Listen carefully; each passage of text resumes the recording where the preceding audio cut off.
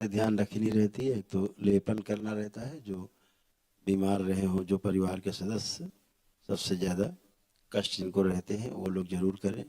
तनाव में रहते रहे हो, बहुत ज़्यादा मानसिक तनाव में या कोई रोग कष्ट रहे हो, तो वो लेपन जरूर करें अपने सिर पर और नाभि पर। उसमें ऋतु नहीं देखनी होती कि ठंडक है कि गर्मी है।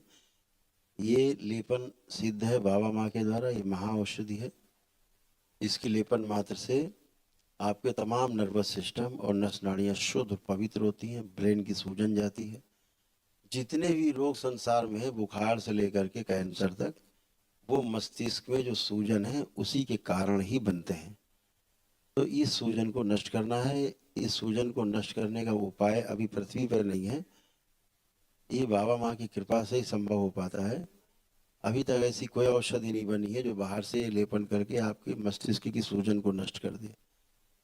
शरीर की सूजन अलग सूजन होती है, और जो मस्तिष्क में सूजन होती है वो रक्त और ऑक्सीजन की मात्रा जब कम होने लगती है ब्रेन में, उसके कारण मस्तिष्क में सूजन उत्पन्न होती है। उसी सूजन से भ्रम पैदा होता है, भ्रम से भय होता है, और भय से फिर रोग बनते हैं। ध्यान न देने पर यही रोग असाध्य हो जाते हैं, अर्थात जिसका किसी भी औषधि से उपचार संभव नहीं है। दरबार आपके तमाम नकारात्मक रोगी स्मृतियों को नष्ट करता है। साध या साध रोगों की सभी स्मृतियों को नष्ट करता है। लेकिन जिन असाध रोगों के कारण तमाम शरीर में आपके रोग बन जाते हैं, स्थूल रूप में भयानक रोग न ठीक होने वाले, उनकी स्मृतियां भी नष्ट हो जाती हैं। तो जो औषधियां काम नहीं कर रही होती उन रोगों में, वह औषधियां भी काम करने लगती हैं और आपको लाभ मिलने लगता है। वहाँ की जो 400 प्रकार की डिजीज है वो एक ही दिन में जाती हैं, तो आप में चली गई। अब आप में ना तो कोई एक नकारात्मक भाव विचार है अंदर, ना कोई गंदा भाव विचार है, न किसी प्रकार की गंदगी है।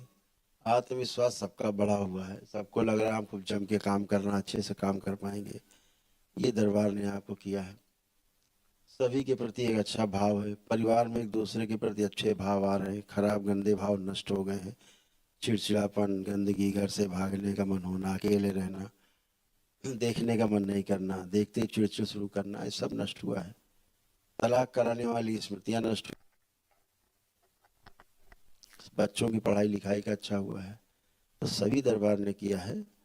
और जो छोटे बालक हैं, जो लोग मोबाइल में समय बहुत नष्ट करते हैं, दरबार ने उनको किया है कि मोबाइल भी उनका देखने का वो नष्ट किया है, ये अनावश्यक मोबाइल नहीं देखें। ऐसे सब दरबार ने किया। आपके पितरों की मुक्ति हुई है, इसलिए अब आप आंख बंद करके अपने किसी भी मृत व्यक्ति का, परिवार के सदस्य को आप आंख बंद करके उसका चेहरा नहीं देख सकते, दिखेगा ही नहीं, लुप्त हो चुका है वो सब पूरी तरह से।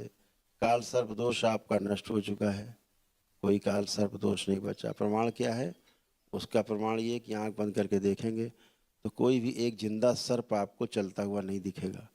वो प्रमाण होता है कि हाँ, काल सर्प दोष कट गया।